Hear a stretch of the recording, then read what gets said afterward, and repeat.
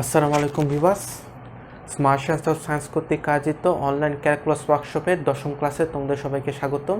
আমি ইনস্ট্রাক্টর মোহাম্মদ ফাহিম আবরার এবং আজকে তোমাদের টপিক হলো ইন্টিগ্রেশন। আমরা এই টিউটোরিয়াল থেকে আমরা ইন্টিগ্রেশনের বিষয়গুলোকে কভার করা শুরু করব। ইন্টিগ্রেশনে বিষয়টা ডিফারেন্সিয়েশনের থেকে অনেক জটিল। কেন জটিল সেটা একটু পরে ব্যাখ্যা করব। আর সেই জন্যে একটা ইন্টিগ্রেশনকে সম্পন্ন করার জন্য নানা ধরনের টেকনিক সম্পর্কে জানা লাগে, সেগুলোকে আমরা তাদের ডেডিকেটেড টাইমে বিস্তারিত বলবো। আজকে ক্লাসে আমরা যেটা করব সেটা হলো যে ইন্টিগ্রেশনের একটা বেসিক আইডিয়া দিব। ইন্টিগ্রেশনের প্রয়োজনীয়তাটা কোথা থেকে এসেছে, সেখান থেকে আমরা ইন্টিগ্রেশনের ধারণাগুলো কীভাবে পেতে পারি এবং ইন্টিগ্রেশনের সাথে ডিফারেন্সিয়েশনের সম্পর্কটা কীরকম, এগুলো সব আমরা আজকে জানার চেষ্টা করব। তো সবার প্রথমে আমরা জানার চেষ্টা করব যে ইন্টিগ্রেশনের প্রয়োজনীয়তা কী। কারণ আমরা সবাই এই কথাটা জানি যে necessity is the engine of innovation, মানে প্রয়োজনীয় উদ্ভাবনের জনক। কাজেই ইন্টিগ্রেশন তো আর এমনি তৈরি হয়নি, বিজ্ঞান এবং গণিতে বিভিন্ন জায়গায় প্রয়োজন হয়েছে জন্যে ইন্টিগ্রেশনটাকে বিজ্ঞানীরা এবং গণিতবিদরা তৈরি করেছেন। আর সেই প্রয়োজনটা কি সেটা এখন আমরা বোঝার চেষ্টা করব।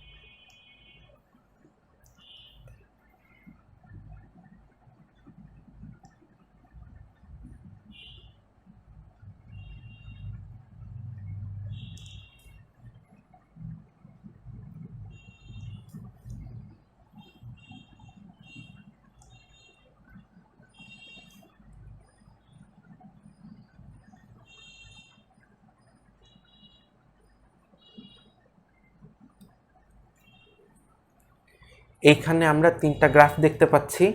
তিনটা গ্রাফের সেটিং তিন রকম।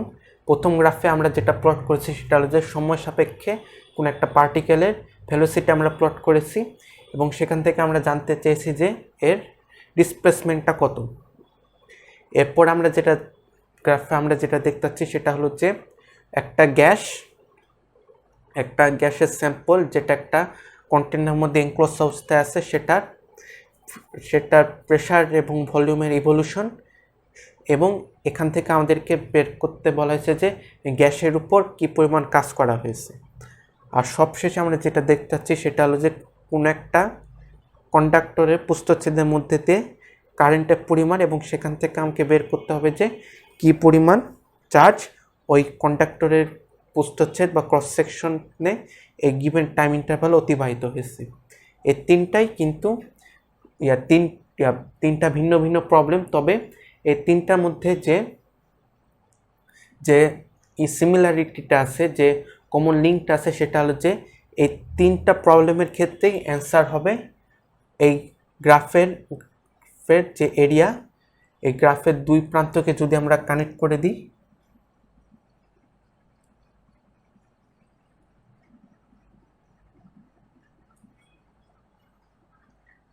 এই গ্রাফের দুই প্রান্তকে যদি কানেক্ট করে দিই তাহলে এই গ্রাফে আমরা যে এরিয়াটা পাবো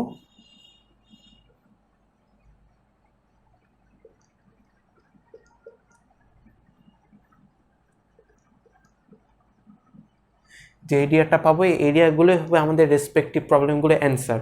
তার মানে এই এরিয়াটা নির্দেশ করবে আমার ডিসপ্লেসমেন্ট, এই এরিয়াটা নির্দেশ করবে আমার ওয়ার্ক, এবং এই এরিয়াটা নির্দেশ করবে আমার চার্জ।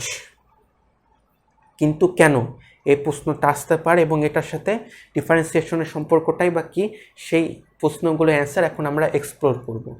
প্রথমে আমরা যে কোনো একটা গ্রাফ নেব। আমরা এই গ্রাফটা নিচ্ছি, এই গ্রাফটা একটু সিম্পল, বাকি দুইটা গ্রাফ থাক, আমরা এই গ্রাফটা নিয়ে আপাতত কাজ করি। তো এখন আমাদেরকে যদি এরকম একটা গ্রাফ দেওয়া হয় এবং এই গ্রাফে এরিয়াটা যদি আমাদেরকে বের করতে বলা হয়, তাহলে আমরা কি ট্যাকটিক্স অবলম্বন করতে পারি। প্রথমত, এটা কোনো পলিগন না, কারণ দেখা যাচ্ছে এটা একটা বক্ররেখা এবং দেখা যাচ্ছে যে আমরা যখন এমন একটা এরিয়া নিয়ে কাজ করি যেখানে বক্ররেখা আছে, সেক্ষেত্রে আমাদের ক্ষেত্রফল বের করার যে ফর্মুলা, সেই ফর্মুলার সেটটা কিন্তু খুবই লিমিটেড হয়ে যায়, কারণ আমরা আসলে খুব বেশি প্রকারের বক্ররেখা সম্বলিত যে ক্ষেত্র সেগুলো বের করতে পারি না। আমাদের মধ্যে অনেকেই আছে যারা কেবলমাত্র এই বৃত্তের ক্ষেত্রফলটাই বলতে পারবে, পাই আর স্কয়ার, যেখানে 8টা হলো রেডিয়াস, এ বাদে অন্য কোনো ধরনের বক্ররেখা বিশিষ্ট যে ক্ষেত্রফল, সেই ক্ষেত্রফলগুলোর নিউমেরিক্যাল ভ্যালু বের করতে পারবে না। আমাদের মধ্যে অনেকেই আছে। তো তাহলে এখন আমরা এই ধরনের লিমিটেড নলেজ নিয়ে কিভাবে আমরা এই প্রবলেমটাকে ট্যাকল করব। এখন আমরা যদি এই যে এরিয়াটাকে যদি কোনোভাবে অনেকগুলো পলিগনের সমষ্টি হিসেবে প্রকাশ করতে পারি, তাহলে কিন্তু আমাদের কাজটা অনেক সহজ হয়ে যাবে, কারণ আমরা কিন্তু পলিগন সংক্রান্ত পলিগনের ক্ষেত্রফল সংখ্যাটা অনেক সূত্র জানি। আমরা ট্রায়াঙ্গেলের সূত্র জানি, পরে দেখা যাচ্ছে যে আমরা আমরা চতুর্ভুজের সূত্র জানি, চতুর্ভুজের মধ্যে বর্গ, আয়ত, সামান্তরিক, রম্বস, ট্রাপিজম এগুলোর জন্য আমরা আলাদা আলাদা সূত্র জানি, কিছু কিছুর জন্য আমরা মাল্টিপল সূত্র জানি। আর যদি দেখা যায় যে রেগুলার পলিগন হয়, মানে কোনো পলিগনের সবগুলো বাহু যদি সমান হয়, তাহলে আমরা যে কোনো সংখ্যক বাহু বিশিষ্ট কোনো একটা ক্ষেত্রফল বের করতে পারবো। তার মানে আমরা যদি এই বক্ররেখা বিশিষ্ট ক্ষেত্রফলটাকে যদি আমরা পলিগন বিশিষ্ট ক্ষেত্রফলে রূপান্তর করতে পারি, তাহলে কিন্তু আমাদের কাজগুলো আসলে অনেক সহজ হয়ে যাবে। আর এখন আমরা এই কাজটা কি করে করব, এখন এইখানেই আমাদের ডিফারেন্সিয়েশনের প্রবেশ ঘটে। এই প্রবলেমে ডিফারেন্সিয়েশনের প্রবেশ এই পয়েন্ট থেকেই ঘটে। তোমরা যদি প্রথম দিককার ক্লাসগুলো ভালোভাবে করে থাকো, তাহলে তোমরা জানবা যে কোনো একটা গ্রাফ, যেটা যতই বক্র হোক না কেন, আমরা যদি ওটাকে সাফিসিয়েন্টলি জুম করে দেখি, তাহলে দেখব যে ওটা ইভেন্চুয়ালি একটা সরল রেখা হয়ে যাবে। এখান থেকে আমরা আমাদের প্রথম যে ক্লু, সেই ক্লুটা পেতে পারি এবং আমরা এই কেবলমাত্র এই প্রপার্টিসটাকে কাজে লাগিয়ে আমরা ক্ষেত্রফল বের করে একটা প্র্যাকটিক্যাল ওয়ে বের করতে পারি। তো সেক্ষেত্রে আমরা কি করব, সেক্ষেত্রে আমরা যেটা করব সেটা হলো যে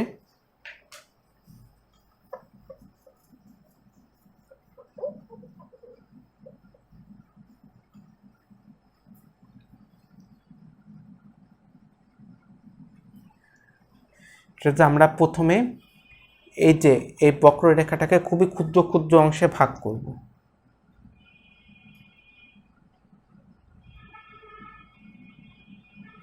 যে ভাগ করেছি এবং ভাগ করার পর আমরা এগুলো সবগুলোকে যোগ করে দেব।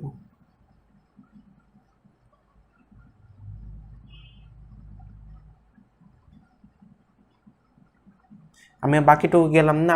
আমি আশা করছি যে তোমরা এই জেনারেল জিনিসটা ধরতে পেরেছো, সেটা হলো যে আমরা বক্ররেখাটাকে ক্ষুদ্র ক্ষুদ্র অংশে ভাগ করে আমরা এই দুটা প্রান্তকে এক্স অ্যাক্সের সাথে যোগ করে দেবো। কিন্তু তাহলে আমাদের লাভটা কি? তাহলে আমাদের লাভটা হলো যে যেহেতু এই ক্ষুদ্র ইন্টারভালের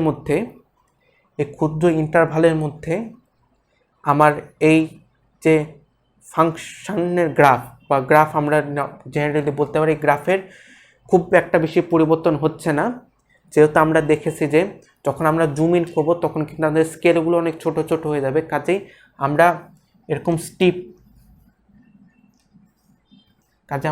স্টিপ যদি ইনক্লাইন দেখতে পারি, তাহলে কিন্তু ওটা আসলে খুব বেশি চেঞ্জ হয় না অ্যাকচুয়াল ভ্যালুতে। কাজেই আমরা যেটা করতে পারি সেটা হলো যে এই প্রত্যেকটা বক্ররেখাকে আমরা সরলরেখা হিসেবে অ্যাপ্রক্সিমেট করতে পারি। এই প্রত্যেকটা বক্ররেখাকে আমরা সরলরেখা হিসেবে অ্যাপ্রক্সিমেট করতে পারি এবং এভাবে অ্যাপ্রক্সিমেট করলে আমার সুবিধাটা কি, এখানে প্রত্যেকটা সরলরেখা কিন্তু এই এক্স অ্যাক্সিসের সাথে সমান্তরালভাবেই এঁকেছি। তাহলে এখানে আমার সুবিধাটা হলো যে আমি যে কোনো একটা চতুর্ভুজ নিলাম, এই শুরুটাই নিলাম, এই দুটা বাহু একে অপরের সমান্তরাল, যেহেতু এই দুটা বাহু এই এক্স অ্যাক্সিসের উপর লম্ব, কাজে এই দুটা সমান্তরাল, কাজেই আমার এইখানকার প্রত্যেকটা চতুর্ভুজ একটা করে আয়তক্ষেত্রে পরিণত হয়ে গেছে এবং আয়তক্ষেত্রের ক্ষেত্রফল বের করা খুবই সহজ। আমরা যদি এই দৈর্ঘ্যটা জানি আর এই দৈর্ঘ্যটা জানি, ওই দুটো গুণ করলে হয়ে যাবে। তার মানে আমরা এই এর ধরনের একটা ক্ষেত্রফলকে কিভাবে প্র্যাকটিক্যালি বের করা যায় তার একটা ট্যানজিবল ওয়ে, তার একটা প্রবাবল ওয়ে বের করেছি। এখন আমরা দেখব যে এটার সাথে আমাদের প্রবলেমের অ্যান্সারগুলো সম্পর্ক কী। আমরা যদি এই সম্পর্কটা বের করতে পারি তাহলে বুঝতে পারবো যে ইন্টিগ্রেশন জিনিসটা কেন এত দরকার। তারপরে আমরা ইন্টিগ্রেশন ডিফারেন্সিয়েশনের মধ্যে সম্পর্কের উপর আলোকপাত করব। আমরা এই প্রবলেমটা নিয়ে, এটা আমাদের মধ্যে সবচেয়ে কমন প্রবলেম, যে আমরা সময়ের সাথে ভেলোসিটি কীরকম হয় সেটা জানি, আর এখন আমাদেরকে ডিসপ্লেসমেন্ট বের করতে হবে। আমরা যদি বেসিক ফিজিক্সে থেকে মনোযোগ দিই, basic dynamics, one dimension dynamics, তাহলে তোমরা অনেকটা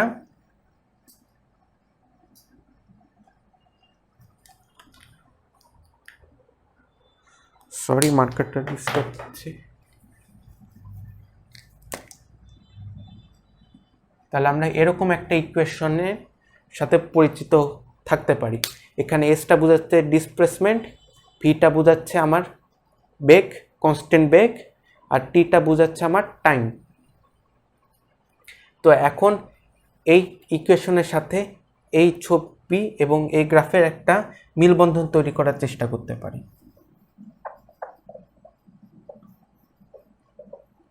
এখন আমি যদি এই ক্ষেত্রফল বের করার জন্য এটার মতো সিস্টেম অবলম্বন করি, আমি এখানে একটু বড় বড় ইন্টারভাল নিব যাতে বিষয়টা বুঝতে সুবিধা হয়, যদি একটা আইডিয়াল সিনারিও না।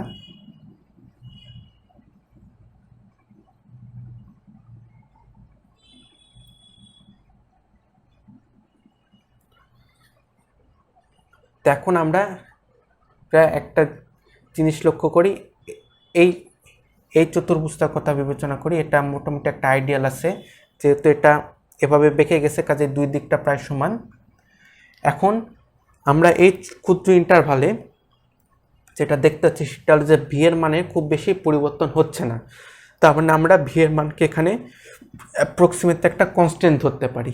আর এই টাইম ইন্টারভালটা যদি আমার ডেলটি হয় তাহলে আমরা এই সূত্রটা ব্যবহার করে কিন্তু এই ক্ষুদ্র টাইম ইন্টারভাল ডেলটি এর মধ্যে কি পরিমাণ সরণ হয়েছে সেটা আমরা বের করতে পারি।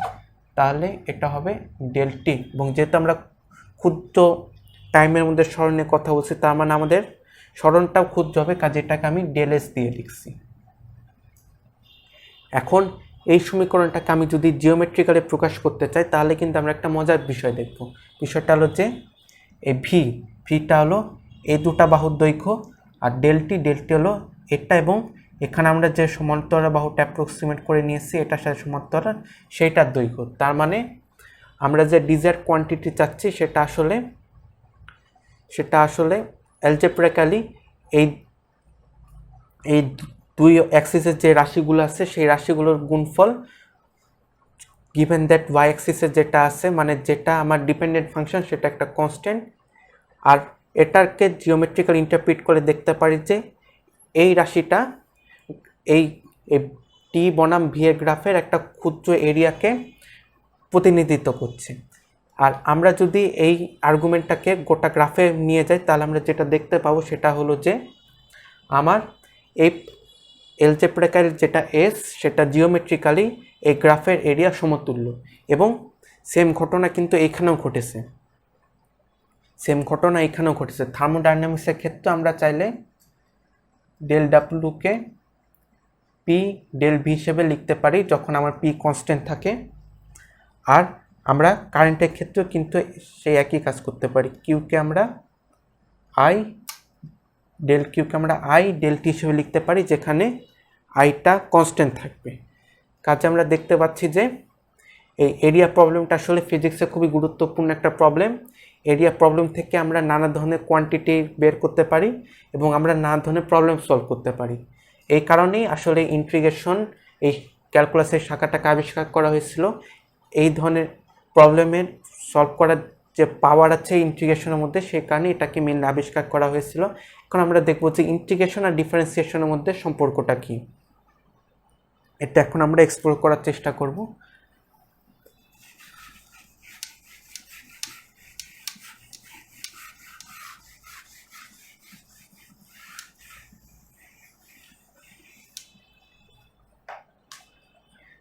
তো আর তার আগে আমি আরেকটা ছোট্ট প্রশ্ন উত্তর দিতে চাই, সেটা হলো যে তোমাদের মধ্যে অনেকে প্রশ্ন করতে পারো যে এই যে সরলরেখার যে অ্যাপ্রক্সিমেশন, এই অ্যাপ্রক্সিমেশনটা কীভাবে করা হয়। এটা বিভিন্ন রকমের পদ্ধতি আছে।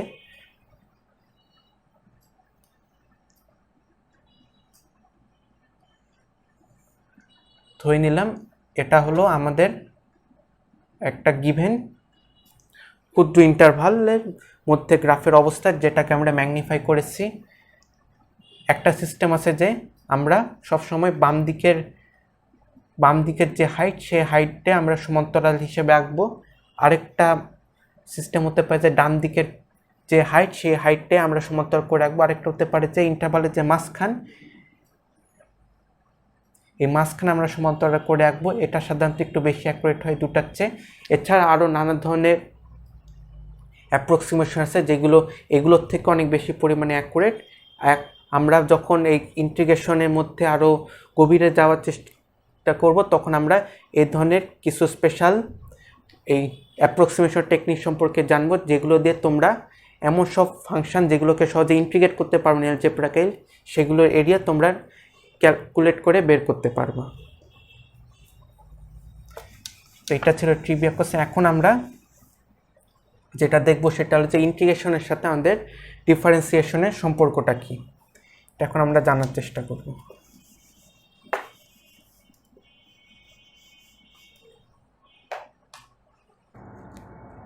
তো আমরা যেটা সম্পর্কে কথা বলতে চাচ্ছি সেটা হলো যে এই গোটা প্রসেসটার সাথে, যেটাকে আমরা শীঘ্রই ইন্টিগ্রেশন হিসেবে ডাক করব, এবং এই প্রসেসটা আসলে ইন্টিগ্রেশন, যে আমরা কী করে অ্যালজেব্রাইক্যালি কোনো একটা গ্রাফের মধ্যে এরিয়া বের করতে পারি,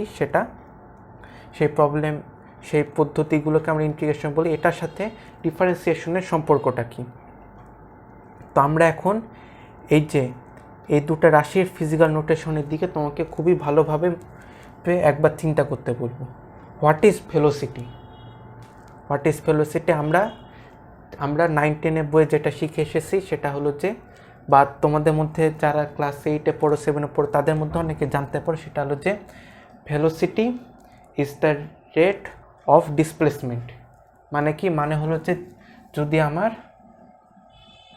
ডেলটির সময় যদি আমার ডেল এস পরিমাণ সরণ হয়, তাহলে আমার ভেলোসিটি, যেটাকে আমি অ্যাভারেজ হিসেবে ধরে নিচ্ছি, সেটা হবে ডেল এস বাই ডেলটি। আর যদি ভেলোসিটি যদি সবসময় একই থাকে, তাহলে এটার মানই হবে আমার অরিজিনাল ভেলোসিটির মান। আমরা এখানে এটাই ধরে নিচ্ছি যে একটা ক্ষুদ্র ইন্টারভালের মধ্যে আমার ভেলোসিটি কনস্ট্যান্ট আছে। এই জিনিসটার উপরে আমাদের কিন্তু গোটা এরিয়া বের করে পলিগোনাল বা রেক্ট্যাঙ্গুলার টেকনিকটা কাজ করেছে। তো তাহলে আমার এই ভেলোসিটি রাশিটা আসলে অন্য একটা মিনিংও আছে।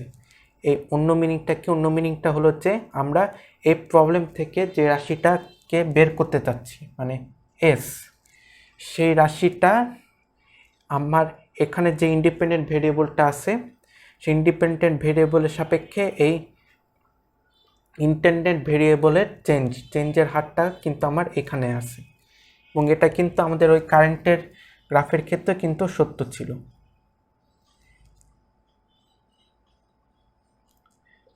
আই এস, আমরা কিন্তু আইকে ভাবে আমাদের ইন্টেন্ডেন্ট যে কোয়ান্টিটি, সেই ইন্টেন্ডেন্ট কোয়ান্টিটিকে আমাদের এখানকার ইন্ডিপেন্ডেন্ট ভেরিয়েবলের যে ইন্টেন্ডেন্ট কোয়ান্টিটির ইন্টেন্ডেন্ট ভেরিয়েবলের সাপেক্ষে রেট, সেটাই কিন্তু আমার এখানে আছে। আমরা যদি এখন এটাকে ফর্মালি বলতে চাই, তাহলে যেটা হবে যে সেটা হলো এই উভয় ক্ষেত্রে ফাংশনটা আমাদের ইন্ডিপেন্ডেন্ট ভেরিয়েবলের সাপেক্ষে ইন্টেন্ডেন্ট ভেরিয়েবলের রেট, এটাকে নির্দেশ করে। আর আমরা এই জিনিসগুলো থেকে কিন্তু আরও একটা সেন্স পাচ্ছি, আরও একটা জিনিসের হিন্ট পাচ্ছি, সেটা হলো যে ডিফারেন্সিয়েশন। ঠিক আছে, আমরা এখান থেকে কিন্তু ডিফারেন্সিয়েশনে হিন্ট পাচ্ছি, কারণ আমরা কিন্তু দেখিয়েছিলাম যে এই ধরনের রাশিটাকে মানে দুইটা সম্পর্কযুক্ত রাশির যে অনুপাত, এটাকে যখন আমরা লব tends to zero, Har tends to zero, মানে এর নিচের যে ইন্ডিপেন্ডেন্ট ভেরিয়েবলটা আছে, ইন্ডিপেন্ডেন্ট ভেরিয়েবল ইন্টারভাল এটা যখন শূন্যের কাছাকাছি চলে যাবে তখন আমরা যে রেটটা পাবো সেটাকেই আমরা কিন্তু ডেরিভেটিভ বলেছিলাম। তার মানে আমার এটা আসলে হলো গড় বেগ, আর আমরা যদি ইনস্ট্যান্টেনিয়াস বেগ বের করতে চাই তাহলে এটা হবে যে lim of del t tends to 0 del s by del t, আর এটার ক্ষেত্রেও হবে I is equal to lim del t tends to 0 del q by del t। আর এগুলোকে কিন্তু আমরা অন্য আরেকভাবেও লিখতে পারি, সেটা হলো যে ddt of s ddt of q। এখন কিন্তু আমরা খুবই স্ট্রাইকিং একটা ডেভেলপমেন্টের মুখে আছি। We are on the brink of A striking development. আমাদের এই ডেরিভেটিভ ফাংশনের কাজ কি? ডেরিভেটিভ ফাংশনের কাজ হলো যে আমরা কোন একটা রাশি নিব এবং এই রাশিটা অন্য একটা রাশির সাপেক্ষে কিভাবে চেঞ্জ হয়, সেটাকে ইনস্ট্যান্টেনিয়াসলি কীভাবে চেঞ্জ হয় সেটাকে আমরা প্রকাশ করব। এটা হলো ডেরিভেটিভের এবং ডিফারেন্সিয়ালের ফাংশন। আর এখানে আমরা কি করছি, এখানে আমরা যেটা করছি সেটা হচ্ছে ওই রেটটাকে এবং ওই ইন্ডিপেন্ডেন্ট ভেরিয়েবলটাকে বা যে ভেরিয়েবলের সাপেক্ষে আমরা রেট বের করছি এই দুটোকে কম্বাইন করে আমরা আমাদের ওই যে অরিজিনাল যে ভেরিয়েবল বা কোয়ান্টিটিটা আছে, এখানে এস এবং এখানে কিউ, এগুলোকে আমরা বের করার চেষ্টা করছি। আমাদের ভিটা হলো, আমরা যখন ডেরিভেটিভ করি তখন আমরা যেটা করছি যে এস এর রেট বের করছি যেটা হলো ভি, আর আমরা যখন ইন্টিগ্রেট করছি তখন আমরা ভি এর থেকে আমরা এস বের করছি, ভি থেকে আমরা এস বের করছি। তার মানে আমরা এখানে যে বিষয়টা দেখতে পাচ্ছি সেটা হলো যে ইন্টিগ্রেশন আর ডিফারেন্সিয়েশন কিন্তু অনেকটা যোগ বিয়োগ বা গুণ ভাগের মতো একটা বিপরীত ফাংশনের মতো কাজ করছে। মানে যোগ বিয়োগ যেমন একে অপরের বিপরীত, গুণ ভাগ যেমন একে অপরের বিপরীত, এরপরে দেখা যাচ্ছে এক্সপোনেনশিয়াল আর লগারিদম যেমন একে অপরের বিপরীত, ঠিক সেরকমই ইন্টিগ্রেশন আর ডিফারেন্সিয়েশনে কিন্তু একে অপরের বিপরীত ফাংশন হিসেবে কাজ করছে। কারণ বিপরীত ফাংশন হিসেবে আমরা কি জানি যে যদি আমার এ আর বি দুটা ভ্যালু হয় তাহলে আমি একটা দিয়ে আমি এ থেকে বিতে যেতে পারবো, আর একটা দিয়ে আমি বি থেকে এতে যেতে পারবো। যোগ বিয়োগের ক্ষেত্রে যদি আমি ধরে নিই যে যোগের ফাংশন +3 বিয়োগের ফাংশন -3, তাহলে আমি 5 থেকে 8-এ যেতে পারবো, যোগের ফাংশন স্কোয়ার আবার 8 থেকে 5-এ যেতে পারবো। গুণ ভাগের ক্ষেত্রে 5 থেকে আমরা 3 গুণ করবো 15-তে যেতে পারবো, 15 থেকে আবার ভাগ করে 5-এ যেতে পারবো। আর আমরা যদি লগারিদমের কথা চিন্তা করি তাহলে আমরা যদি 10 বেস লগারিদম দিই তাহলে আমরা 10 থেকে 1000-এ পৌঁছাতে পারবো। আবার ওটার 10-এর উপর ঘাত বসিয়ে আবার ওই 1000-এর 10 বেস লগ্নে আমরা আবার 1000-এর আবার যে থার্ড রুট, এক্ষেত্রে রুট হবে, আমি ঠিক আছে পাওয়ারের ক্ষেত্রে বিপরীত এখানে রুট হিসেবে দেখা দিচ্ছে, কারণ আমরা এখানে আসলে বেসটা বের করার চেষ্টা করছি। সেখান থেকে আমি পাবো 10। আর আমি যদি এখানে ই থেকে e⁻3-তে যাই তাহলে আমি লন ইউজ করে আমি আবার 3-তে ফেরত যেতে পারবো না। এটাও আসলে আগেরটার মতোই হতো আমার থার্ড বেস। আচ্ছা, তবে জেনারেল জিনিসটা তোমরা বুঝতে পারছো যে এটাও কিন্তু আসলে একটা একজোড়া বিপরীত ফাংশনের মতো কাজ করছে, ইন্টিগ্রেশন আর ডিফারেন্সিয়েশন। কাজে আমরা চাইলে ইন্টিগ্রেশনকে আরেকভাবে দেখতে পারি, সেটা হলো যে অ্যান্টি ডেরিভেটিভ। কোন এই জিনিসটাকে আমরা xy দ্বারা প্রুফ করার চেষ্টা করব।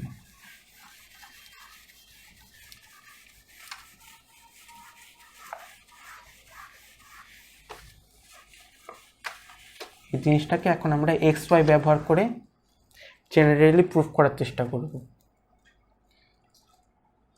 এখন আমরা এখানে যে আইডিয়াটা ইউজ করব সেটা হলো যে যদি ইন্টিগ্রেশন আর ডিফারেন্সিয়েশন পরস্পর বিপরীত হয় তাহলে আমরা যদি একটা ফাংশনের ডেরিভেটিভ নিই তাহলে সেখান থেকে আমার ইন্টিগ্রেশনের দ্বারা অরিজিনাল ফাংশনটা পাওয়ার কথা। এটাই হবে আমার মেন থিওরি।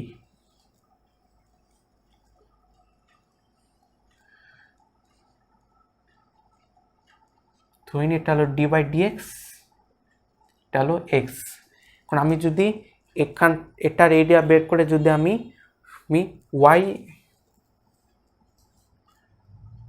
ওয়াই এক্স বের করতে পারি, তাহলে আমাকে বুঝতে হবে যে ইন্টিগ্রেশন সত্যি সত্যি আসলেই ডেরিভেটিভের উল্টো একটা প্রসেস।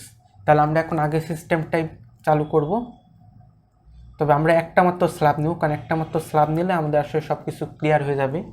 এখানে যেহেতু আমরা ক্ষুদ্র ইন্টারভাল নিচ্ছি, তাহলে আমার এই অংশটুকু হবে ডিএক্স আর এটা হবে ডি বাই ডিএক্স, আর এই অংশ আর এই, তাহলে এখানকার এই যে আয়তক্ষেত্র পেলেন সেটা ক্ষেত্রে এই ছোটো বাহুগুলোর দৈর্ঘ্য হবে ডিএক্স আর বড় বাহুগুলোর দৈর্ঘ্য হবে ডিওয়াই বাই ডিএক্স। তাহলে আমার এরিয়াটা হবে dy by dx into dx. এই জায়গাটাতে আমরা খুবই রেয়ার কেসগুলোর মধ্যে একটা কেস পেয়েছি যেখানে আমরা আসলে এটাকে অ্যাকচুয়ালি গুণ করতে পারবো, কারণ এখানে আমরা এটাকে ইন্টিগ্রেশন ডেরিভেটিভ অপারেটরের পাশাপাশি ক্ষুদ্র ক্ষুদ্র চেঞ্জ এই আকারেও আমরা দেখাতে পারি। তাহলে আমি যদি ডিএক্স এখানে নিচে পরস্পরকে ক্যান্সেল করে দেবে এবং বাকি থাকবে ডিওয়াই। আর যেহেতু একটা ওয়াইয়ের খুবই ক্ষুদ্র একটা পরিবর্তন, কাজে আমি যদি এই গোটা জিনিসটাই যদি এই যে গোটা যে ইন্টারভাল আছে এই গোটা ইন্টারভালের উপর প্রয়োগ করি, তাহলে আমি আলটিমেটলি ওয়াই পাবো। যেহেতু এটা অনেকটা বিন্দু থেকে লাইন তৈরি করার মতো ব্যাপার, ম্যাথমেটিক্যালি বিন্দু থেকে যেভাবে লাইন তৈরি হয় সেভাবে ডিওয়াই থেকে আমার ওয়াই তৈরি হবে। কাজে আমরা যেটা দেখতে পাচ্ছি সেটা হলো যে ইন্টিগ্রেশন আসলে ডেরিভেটিভের একটা বিপরীত ফাংশন, এবং এটা আমাদেরকে একটা ম্যাসিভ অ্যাডভান্টেজ প্রয়োগ করবে। কারণ হলো যে আমরা যেহেতু ডেরিভেটিভে অনেক কিছু জানি, কাজে আমরা ইনহেরেন্টলি ইন্টিগ্রেশনেরও অনেক কিছু জানি। এটা আমাদেরকে একটা বিরাট অ্যাডভান্টেজ দিবে। কীভাবে আমি এখনই দেখাবো।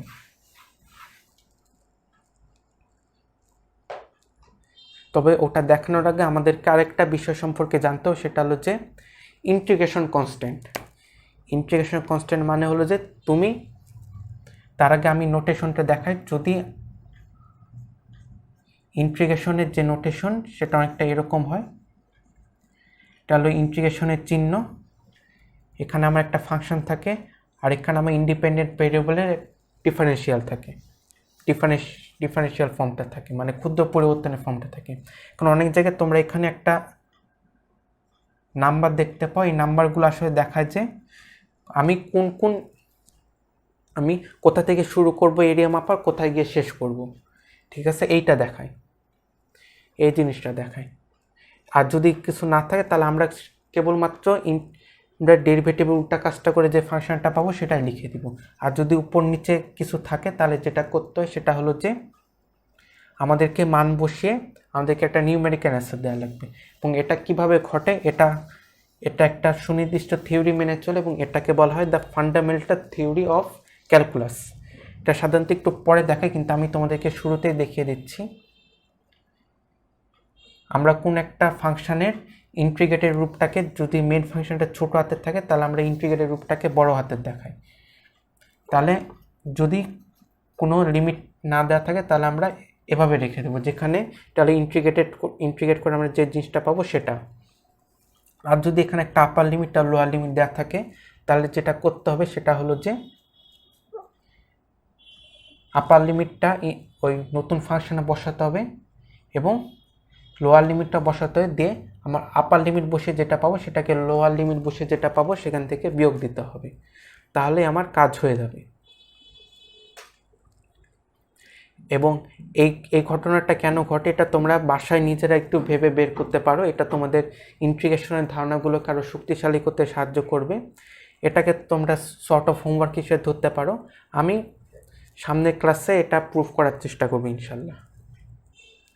তবে আপাতত আমরা আশা করি তোমরা বিষয়টা বুঝতে পেরেছো যে ইন্টিগ্রেশন করার পর এটা আসলে ওখান থেকে আমরা কী করে আসলে একটা অ্যাকচুয়াল এরিয়া বের করতে পারি, বা আমরা ইন্টিগ্রেশনটাই বা কীভাবে ম্যাথমেটিক্যালি প্রকাশ করবে, যেভাবে প্রকাশ করব এরকম একটা চিহ্ন, মাঝখানে ফাংশন আর লাস্টে ইন্ডিপেন্ডেন্ট ভেরিয়েবলের ডিফারেন্সিয়াল রূপ বা ক্ষুদ্র পরিবর্তনের রূপ।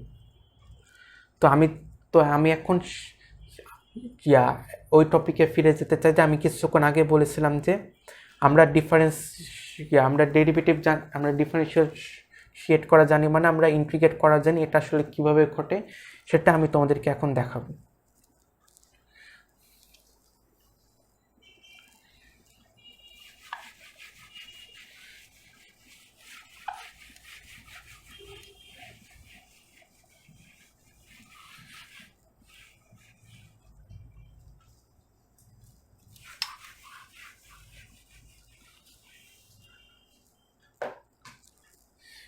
আমরা কিন্তু এই প্লেলিস্ট তোমরা যদি রেগুলারলি ফলো করে থাকো তাহলে আমরা কিন্তু বেশ অনেকগুলোই হ্যান্ডি এবং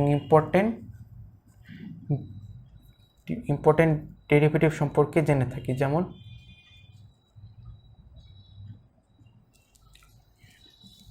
এটা সম্পর্কে আমরা এটা হলো সবচেয়ে বেসিক একটা ডেরিভেটিভ, তো x to the power N এর ডেরিভেটিভ। এরপর আমরা এটা জানি যে কনস্ট্যান্ট পাওয়ার এক্স এর ডেরিভেটিভ কীরকম হয়, এক্স লন এ। এরপর আমরা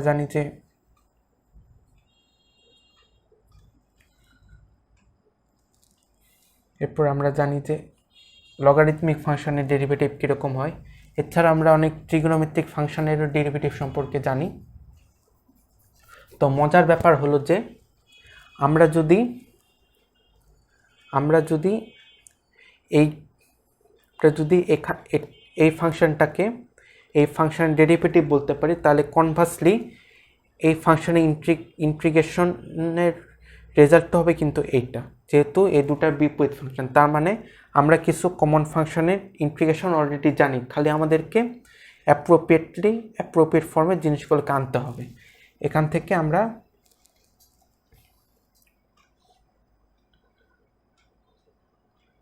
nx n-1 is equal to x dx is equal to, এই যে আমরা একটা ইন্টিগ্রেশন শিখে গেলাম, integration of n into x to the power n-1 dx is equal to x to the power n। আর আমরা এটাকে আরেকটু নিটলি লিখবো, মানে যেটা বোঝাতে চাচ্ছি সেটা হলো যে আমরা যেটা করব সেটা হলো যে এখানে একটা কনস্ট্যান্ট গুণ করব। এখন কনস্ট্যান্ট গুণ করব, তাহলে যেটা হবে যে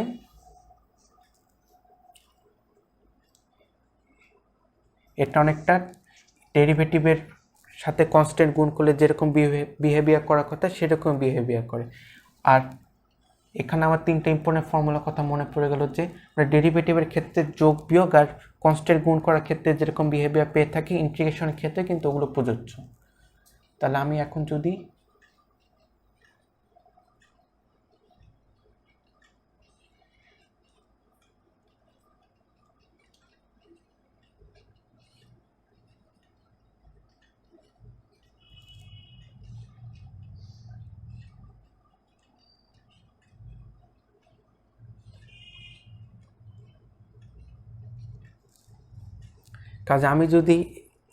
কাজেই এই জিনিসগুলো সত্য হওয়ার কথা, দুটা ফাংশনের যোগফল দুটার ইন্টিগ্রেশনের যোগফল আর কোনো একটা ফাংশনের সাথে কনস্ট্যান্ট গুণ করে আমরা যে ইন্টিগ্রেশন পাবো সেটা ওই ফাংশন ইন্টিগ্রেশনের সাথে ওই কনস্ট্যান্টটা গুণ করার সমতুল্য।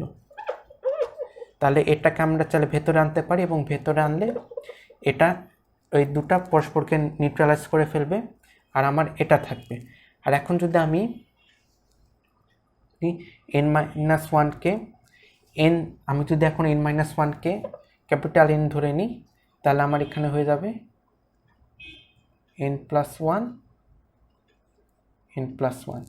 এটা হলো আমাদের, এভাবে তোমরা দেখে থাকবা যে x to the power n এর ইন্টিগ্রেশন হলো 1/n+1 into x to the power n-1।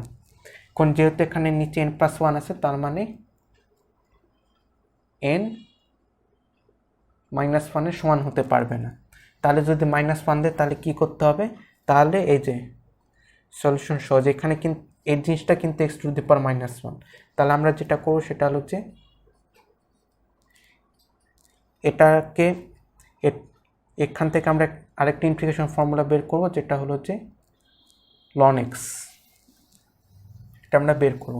But এখান থেকে আমরা যেটা করতে পারি সেটা হলো যে আমরা যদি এটাকে এইদিকে নিয়ে যাই কনস্ট্যান্টটাকে, তাহলে আমরা পাবো a to the power x dx is equal to a to the power x ln a। আর এখন আমাদের কিন্তু ইন্টিগ্রেশনগুলো কিন্তু এখনও কমপ্লিট হয়নি, থেকে যেটা করতে হবে সেটা একটা ফাইনাল কনস্ট্যান্ট সি যোগ করতে হবে। কোন সি কেন যোগ করতে হবে সেটা বুঝতে হলে আমাদেরকে আবার সেই শুরুতে যেতে হবে, যখন আমরা ইন্টিগ্রেশনটাকে ফিজিক্যাল ফেনোমেনার দ্বারা বোঝার চেষ্টা করছি,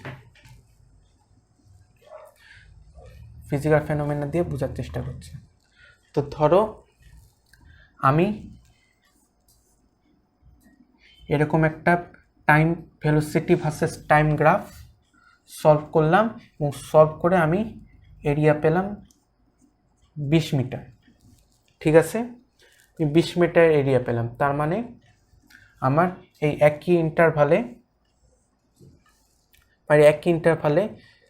এই বিন্দু আর এই বিন্দু, এই দুটা বিন্দু দুতে আমার এস ফাংশনের যে মান, এই মানের পার্থক্য হবে 20 মিটার।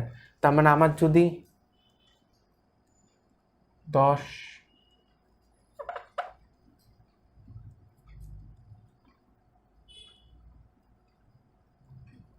20 30 40, তাহলে আমার সেই একই ইন্টারভালের মধ্যে আমার সরণ হওয়ার কথা 20 মিটার, বা এখানে 10 মিটার এখানে 30 মিটার, তাহলে আমার 20 মিটার সরণ হচ্ছে, তাই না? কিন্তু এখানে সমস্যা হলো যে আমি যদি এটাকে 20 মিটার এবং এটাকে 40 মিটার অ্যাসাইন করি তাহলে কিন্তু আমার 20 মিটার সরণ হচ্ছে। আর আমি যদি এটাকে 15 অ্যাসাইন করি এবং এটাকে 35 অ্যাসাইন করি তাহলে কিন্তু আমার 20 মিটার সরণ হচ্ছে। এখানে ঘটছেটা কি? এখানে যেটা ঘটছে সেটা হলো যে আমরা এই প্রবলেম অ্যান্সারে যেটা বের করছি সেটা হলো যে একটা ফাংশনের দুটা পয়েন্টের মধ্যে আমার ফাংশনের ভ্যালুর পার্থক্য কত সেটা বের করেছি। আমরা এক্স্যাক্ট ফাংশনের ভ্যালু কিন্তু বের করতে পারিনি। কাজে যেটা হবে যে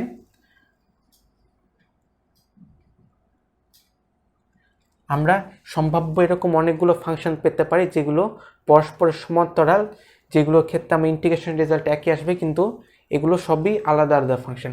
এরকম কেন ঘটছে আমরা যদি ডিফারেন্সিয়েশনের দিক থেকে বোঝার চেষ্টা করি তাহলে আমরা যেটা দেখব সেটা হলো যে আমার ফাংশন কত উপরে আছে কত নিচে আছে সেটা আসলে ম্যাটার করে না, আমার ঢাল কত বেশি কত কম সেটা আসলে ডেরিভেটিভের জন্য ম্যাটার করে।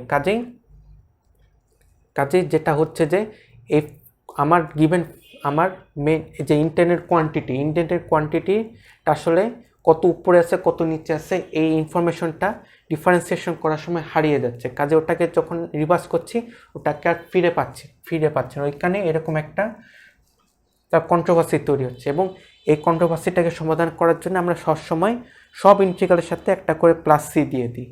এই প্লাস সিটা নিশ্চিত করে যে এই ফাংশনটা আসলে কোথা থেকে শুরু হয়েছে সেটাকে আসলে নিশ্চিত করার চেষ্টা করে,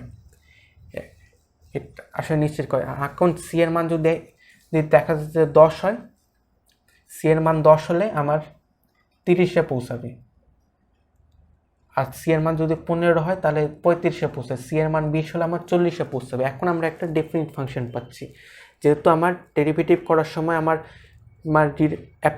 আমার যে এই ফাংশনটা অ্যাজ এ হোল, ফাংশনের গ্রাফটা অ্যাজ এ হোল কতখানি উঁচুতে বা নিচে আছে সেই ইনফরমেশনটা যেহেতু হারিয়ে যাচ্ছে, কাজে এটাকে যখন আমরা তার অ্যান্টি ডেরিভেটিভ বা ইন্টিগ্রেশন দ্বারা ওটাকে আগের স্টেটে ফিরে আনছি তখন আমাকে এই প্লাস সিতে ওই ইনফরমেশনটাকে আবার রিস্টোর করতে হচ্ছে, এবং এই যে প্লাস সি কনস্ট্যান্ট এটাকে বলা হয় ইন্টিগ্রেশন কনস্ট্যান্ট। এখন আমাদের বাস্তব প্রবলেম সলভ করার সময় এটা কীভাবে কাজে লাগবে, এটা এইভাবে কাজে লাগে। যখন তোমাকে কোনো ইন্টিগ্রেশন আসে এরকম একটা প্রবলেম সলভ করতে দিবে তখন তোমাকে যেটা করবে সেটা হলো যে তোমাকে অরিজিনাল যে ফাংশনটা আছে, মানে যে ফাংশনটা তুমি বের করবা সেই ফাংশনে কোন একটা বিন্দুতে বা f0 হতে পারে, f1 হতে পারে, এই ধরনের একটা বিন্দুতে কি ভ্যালু আছে এটা তোমাকে দিয়ে দেওয়া থাকবে, এবং এটা দিয়ে তুমি যে আমাকে কোন হাইটে ফাংশনটাকে নিয়ে যেতে হবে সেটা সম্পর্কে তুমি আইডিয়া পাবে, এবং সেখান থেকে ক্যালকুলেশন করে তুমি সি বের করতে পারবে এবং তুমি অ্যান্সারটাকে পূর্ণাঙ্গ করতে পারবে। সবগুলো হাতে কলমে প্রবলেম সলভিংয়ের মাধ্যমে তোমাদেরকে পরে দেখানো হবে।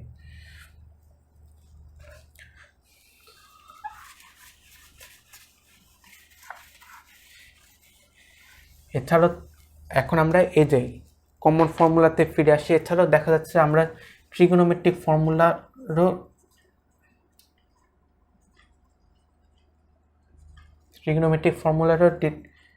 ডেরিভেটিভ জানি, সেখান থেকে আমরা কিন্তু ইন্টিগ্রেশন বের করতে পারি। cos x dx is equal two sin x plus c। তবে আমরা এগুলো বের করতে, এই 6টা বের করতে পারবো। sin x c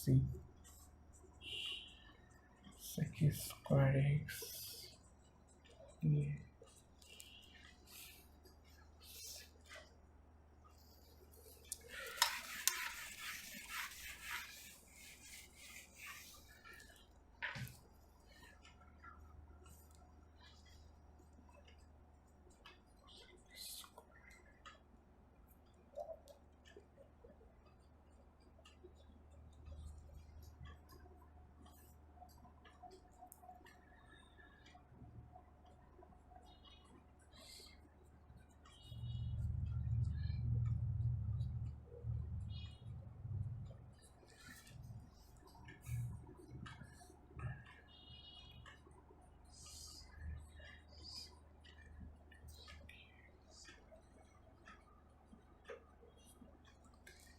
আমরা এই 6টা ইন্টিগ্রালও কিন্তু পেতে পাই তাদের রেসপেক্টিভ ডেরিভেটিভ স্টেটমেন্ট থেকে।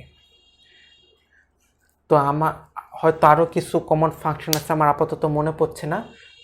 তোমাদের যদি মনে থাকে তাহলে যেটা করতে হবে সেটা হচ্ছে যে তোমরা এই যে এটা লিখবা, লিখে তোমরা যেটা যেদিকে তোমার ডেরিভেটিভ সাইন আছে সেদিকে ডেরিভেটিভ সাইনটাকে উঠিয়ে দিবা, তার সাথে প্লাস সি যোগ করো, যেহেতু এটাই আমার ইন্টিগ্রেশন রেজাল্ট হবে। আর অন্য পাশে ইন্টিগ্রেশন সাইন যোগ করবা আর এদিকে ডিএক্স যোগ করো, তাহলে তোমরা এক একটা করে ইন্টিগ্রেশনের ফর্মুলা পেয়ে যাবে। তো আজকের মতো এই পর্যন্তই। আজকের ক্লাসে যদি তোমাদের কোনো সমস্যা থাকে তাহলে তোমরা কমেন্ট বক্সে আমি ইমেল অ্যাড্রেস দেওয়া আছে, ওখানে তোমরা জানাতে পারো। এছাড়া তোমরা স্মার্ট সায়েন্স অফ সায়েন্সের ফেসবুক পেজেও জানাতে পারো। আর নেক্সট ক্লাস পর্যন্ত তোমরা সবাই ক্যালকুলাস শিখতে থাকো এবং সেই সাথে প্রবলেম সলভিং করতে থাকো। আজকের ক্লাস দেখার জন্য সবাইকে আবার ধন্যবাদ। আসসালামু আলাইকুম।